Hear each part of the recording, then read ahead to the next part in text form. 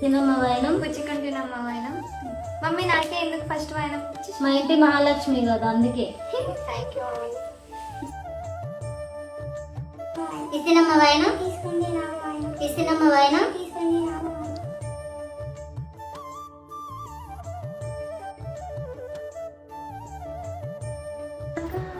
సమయములో సంధ్యాదీపారాధనలో వచ్చును తల్లి మహాలక్ష్మి, వచ్చును తల్లి వరలక్ష్మి.